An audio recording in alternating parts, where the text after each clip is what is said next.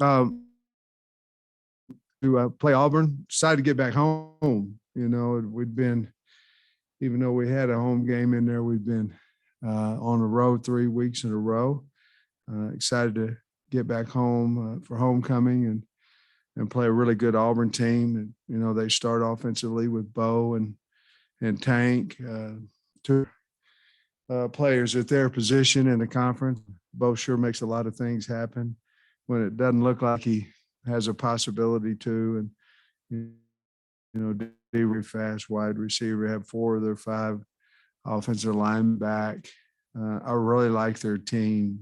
They're physical, really well coached. Coach Bobo does a great job over there. They're really physical, and defensively, to me, they're back to where Auburn's been, dominating on the D line with Hall and Fair and Harris. I think those guys are really good players. I don't know about Owen Powell, whether he's going to play or not, but he's certainly one of the better Mike backers, even though Chandler Wooten's come in and played really well. And then on the back end, Smoke Mondays is an exceptional player.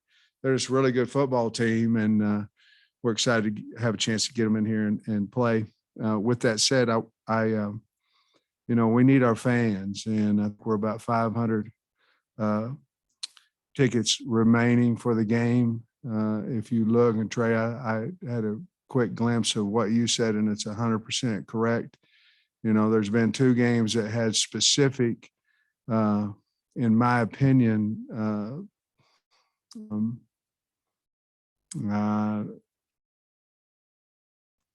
with the game, I think the crowd mattered, helped the winning team. I'm not saying either team not won without the crowd, but when we went to Georgia, it was 100 decibels over there, and it certainly affected the game. And of course, when we played Texas here, our crowd that you could ever hope for. We need that crowd again. We need our students in here early, raising heck early before the game, and I'm just telling you that the football team needs the fans, and we need them to come here and on Saturday. That said, I'll answer any questions you have. Coach, anything jump out from watching? Maybe you guys can identify that you can correct, get them playing like they were earlier in the year. Well, and different things of that nature, and what our schematics could, who's playing. There was a lot of problems that we have to get fixed. One of them was certainly tackling. We couldn't get Corral on the ground, and our secondary support was poor. And therefore that's why you saw a lot of go to the house. We could not get the edge. We let edge go a lot on defense, and we busted. And with a guy like Corral, he's gonna it's 7-on-7 or routes on air to that point. So there's a bunch of things that we have to get fixed. We're gonna have full-time practices. We're not cutting any time, even though we're in week 7. We just can't afford to. We have to get better on both sides of the ball. But the glaring deal, obviously, everybody knows, was our defensive side of the ball. And those are 3 areas that we really, really are going to have to concern ourselves with this week, and along with what we're doing schematically and different things and moving people and things of that nature. There be anything with the way last year's game finished out? Will there be anything you'll use from that game as motivation for this one, whether revenge factor or just showing them the video of how it ended? Or I don't know. I've gone back and forth on that. What to do with that.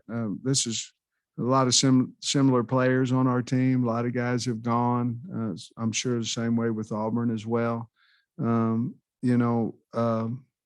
think our deal would be more right now, Trey, in my mind, is winning home ball games. We're off to a good start of winning here this year. We're undefeated in our stadium here since we've been undefeated in Razorback Stadium, and I think that's something that means something. You know, just because it means something to me doesn't necessarily it means, and I believe going, you know, headed one more game towards winning in our stadium would be a big deal to our players. I think that might be a little the revenge factor because Auburn kids didn't really have anything to do with that. It was just a bad call. So big picture, you're 1 2-point conversion away from being 5-1, tied for the top of the West. What are your thoughts on progress? Like where the program is halfway through this season, where you thought it might be?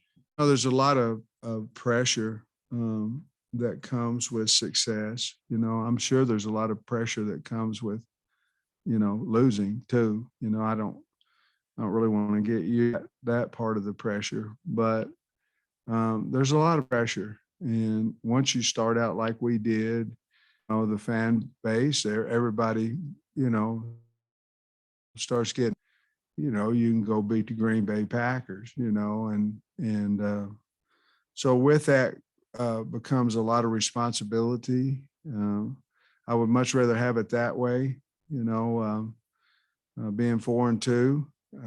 I think is certainly not where we want to be, but we can't sit here and go, well, that's been a terrible season to this point. Certainly wish we would have been able to convert the 2-point play or stop them or, you know, make a field goal or, you know, not get a turnover, whatever it may be, and be 5-1. But I'm proud of our kids, the way they play. I'm proud of our coaching staff. We have to get better. I have to do a better job. And once I do that, it'll trickle down. But I'm proud of where we're sitting at this point. And I'd probably be lying to you if I told you anything else.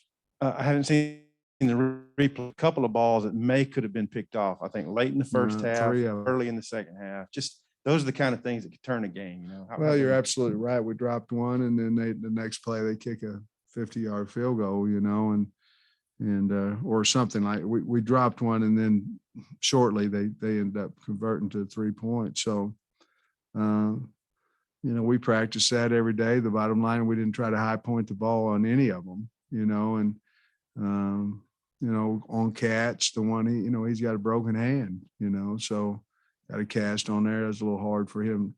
He probably would have made that. Would have if you know he would have been able to, you know, not have a cast on, but you know, those things happen. Warren Thompson had himself a pretty interesting day on Saturday. I wonder what you've made of his growth and just how he's complimented at receiver.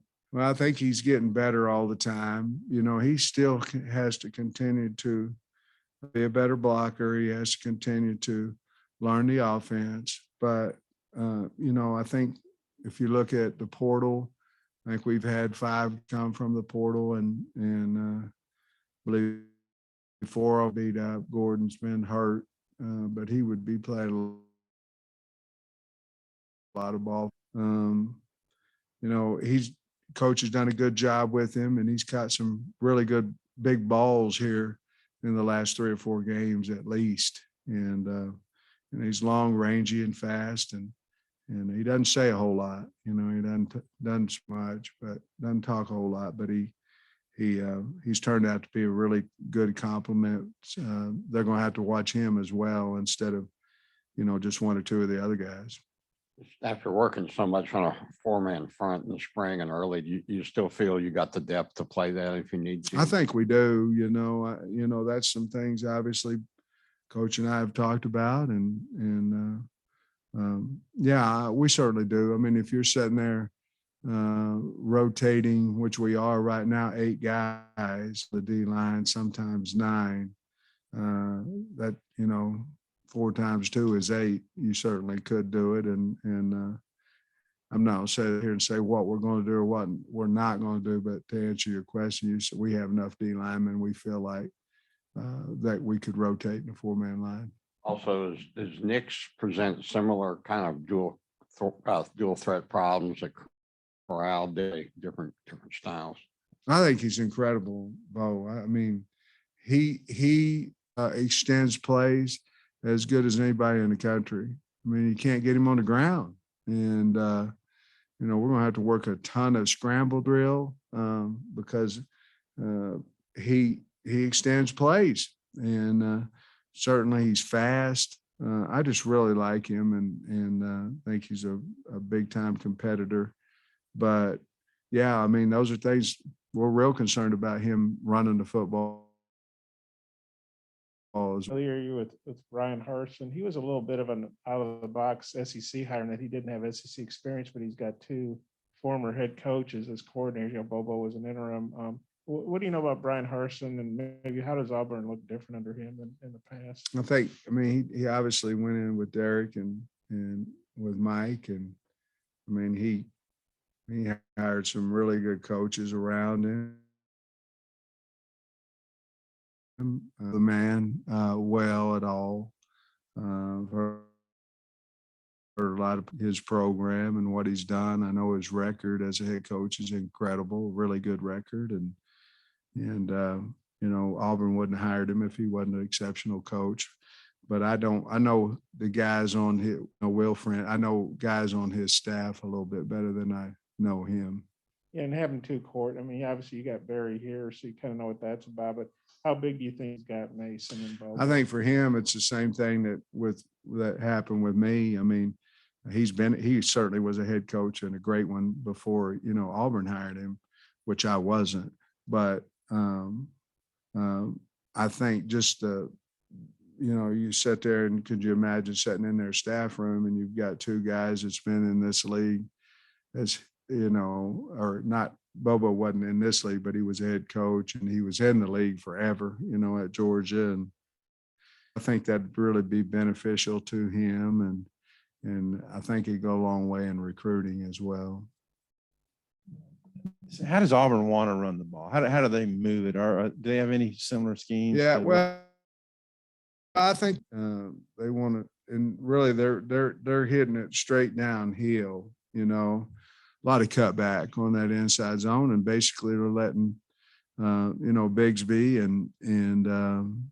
and Hunter and Shivers, they're letting them get their shoulder square and hit it. You know, they're hard to stop for less than 4 or 5 yards when they get to that point. They have a variation. You know, they run a little truck play where it's down, kick out, little toss. They do a lot of zone read with Nix. Let him be a runner as well. They have a lot of little inside fly sweeps. Not a huge get the ball outside team unless they're doing it with somebody other than the backs, you know. A lot of nakeds off of their zone scheme. So it looked to me a little bit very similarity to what we were doing maybe at Georgia when I was there those 4 years. I know Coach Bobo came, you know, him and Kirby are really good friends, and he came to practices and things of that nature. What a really great man he is. He's a great guy. Some of those things. Third down package looks pretty similar to what we were doing at Georgia. You know, a lot of quick tosses outside, you know, trying to get the end to bite and just outrun him for the first down, some things of that nature. You mentioned Catalan's hands. Is he going to be in a cast all year? And then also Gordon, do you expect him to get back and help y'all this year? Yeah, and I'm not for sure. Let's go with Gordon first. I think Gordon, I feel like I'm hoping that there's a possibility he can get back this week. You know, he was better last week. We didn't travel him because, you know, we don't travel guys that we don't think have an opportunity to play. And then on Cat, I think there will always be some type of protection there throughout this year with his hand. Dalton Wagner, I guess he traveled but didn't play. Do you have a status update on him? Well, Dalton's got a finger. The bottom line is that it went out on him, and they couldn't get it back in place. He had surgery on that finger this morning. And so, his status is not going to be available for a while. As far as last week, because when you let it be known about Crawford and St. John, just how you feel that Limmer and Latham kind of responded to the challenge last week? I thought they played well. I think a lot of times you think you're going to lose your job. You go back to playing how you earn that job. And I think they did. I thought they had a good game. I was really proud of Ty Clary, out at tackle. He played the entire game out there at right tackle. I still think, tell you what we found out a little bit last week was about Jones can be another tackle for us. We moved him out to left tackle. I believe we're going to look at him a little bit as a swing guy. He's very athletic and long enough. And I want to leave those two big kids inside. I just didn't think they were quite ready for game action last week. And, we were moving the ball pretty well, and it's not really time, to change that around. If going into the game, you hadn't seen enough where they can, consistently help you move the football. But I think that's what we're going to do is keep them inside. And part of that's because I think, we need big presence in there. And the other thing is I think Luke Jones, I thought he looked really good last week at tackle. Recall the instance where Catalan broke his hand? I don't, it was in, I don't remember the exact play, but it was A&M, I believe. Yeah. This has been an interesting stretch. You've got, not get you looking ahead or anything, but next week is an 11 o'clock. That's what, four straight 11 o'clock games? Is that right? And then only one game in your on-campus stadium over 4 games. Have you ever been a part of a stretch like that before? No, I don't think I've ever been a part of as many 11 a.m. games in a row, at all. And let alone, on the road that many times, but I'm grateful for 11 a.m. games. They're a lot better, when, because, you can go home and look at everybody else and say, man, why did that call? Why did you do that? And have a good time. But when you lose, it's not even fun. You go home and you think over and over and over about how you can, a man who corrects himself looks at himself, not, I know we didn't play well defensively, and I get all that. I got to look at me first. What am I doing to help them?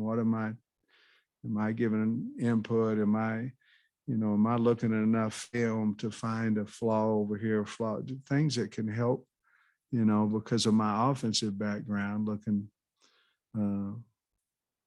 at their offense to help our defense. But I'm going to do better. I can help and I need to. Coach, Dominic Johnson's physicality kind of popped out several times. Who? Dominic Johnson. Yeah. His physicality on Saturday. I'm curious, has he been like that since he got here? Or is that maybe just kind of the edge that's carried over since he got back to your backfield? No, I think he's been that, near leg, near shoulder guy, like he did, on the sweep play the other day. He is our best pass protector. He likes it. A guy that, I had 3 sisters in 6-on-6 basketball, and they were guards. Hard, it's kind of like a running back, a good blocking running back, unless you just really want to do it. Everybody wants to carry it, so he really likes to block. And I know he likes to run the ball. Man, that first run he made the other day was really an exceptional physical 8-yard run, but he really enjoys the physicality of the game.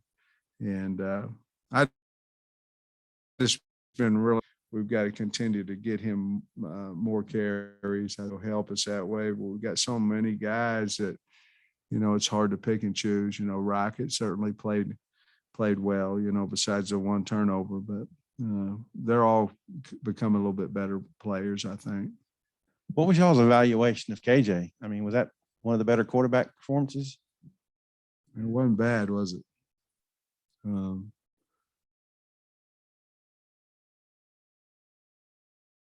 I didn't think he'd ever use it, but I taught him that where he launched from the 5 and scored. I didn't think he'd ever use it, but I was proud to, he came over and thanked me for teaching him that. I don't know. It wasn't any competitive and, made some really nice throws. The one he threw at the end of the game, I thought it was an overthrow, and then we just went up and got it, but he's tough. I mean, he took some hits, and he just coming into a well-rounded guy, and, you have him 2.5 more years, and I think that really bodes well for the University of Arkansas. But I know one thing. I know the fans believe in him, and I do, but our team really believes in the guy. And he doesn't say a whole lot, but he's one of the most popular guys in there because of how he handles his business and what he'll do on the football field. Can you imagine where he started this year and then where he's at right now? It's really incredible, and he'll get better too because he's a hard worker. Saturday night, you said that you thought the pitch to Dominic might have been there.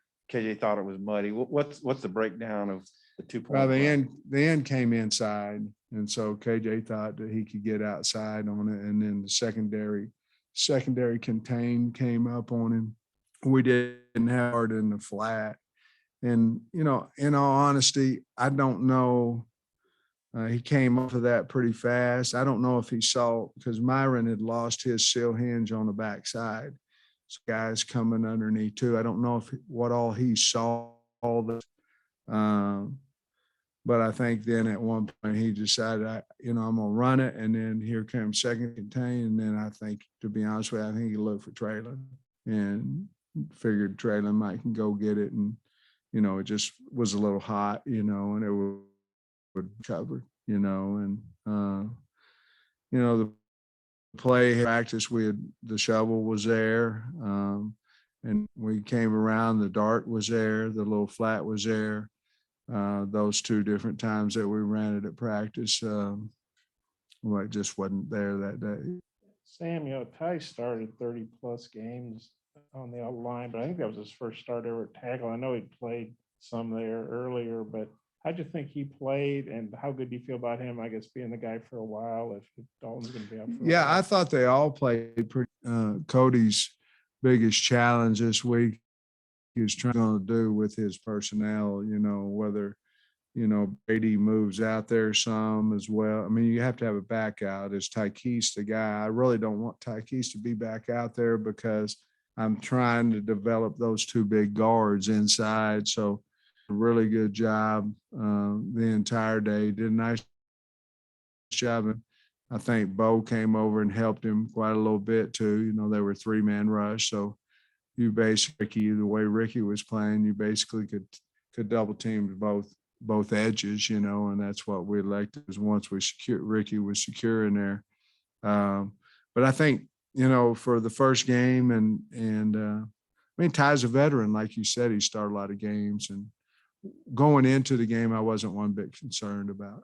I wasn't about right tackle because Clary, he's obviously been practicing it during the week for several weeks because of Wag's hand, and we were taking Wagner out of any good on good. So the good on good reps Ty was getting.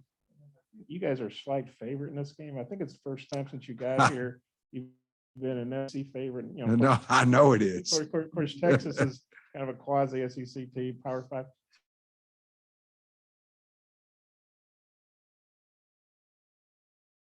So as far as that feel, what do you think? I don't know.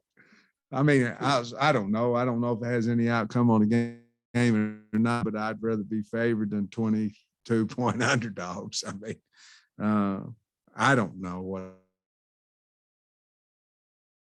it means. Favored against Auburn, so we've come a little ways, so we'll find out. I mean, that obviously, if that was the case, we'd be going in this game, we'd be 2-14, but still got to play the game. But so I don't really know how to answer the question.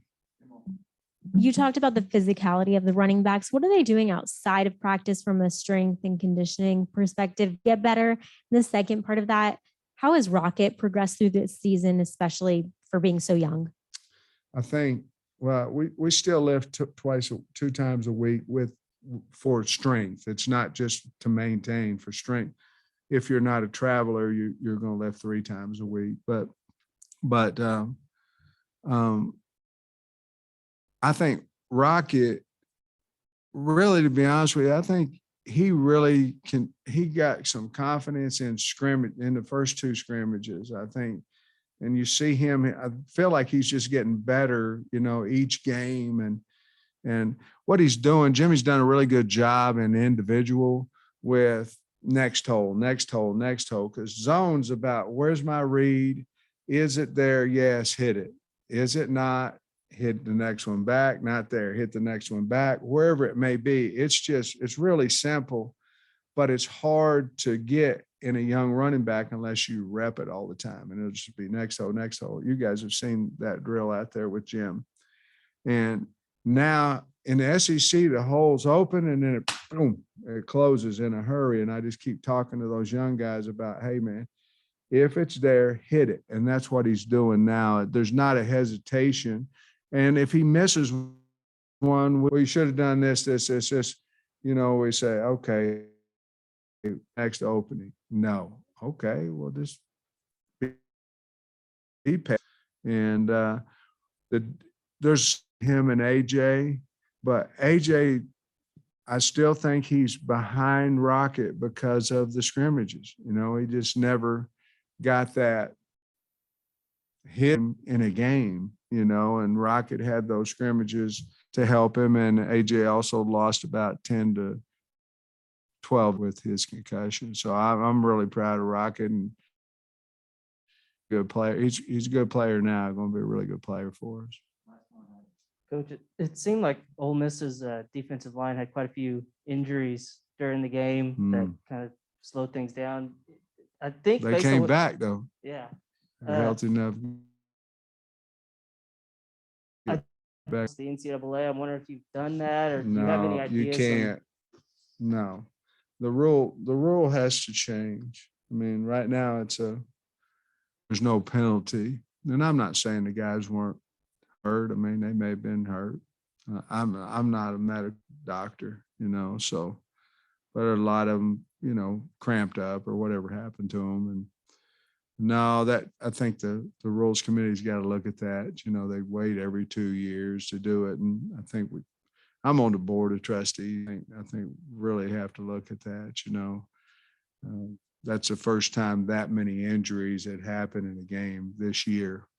And last year it happened to us a few times, but we've got to, we'll address that. And I'm not saying they were hurt or weren't hurt or whatever. Just there are a whole bunch of them.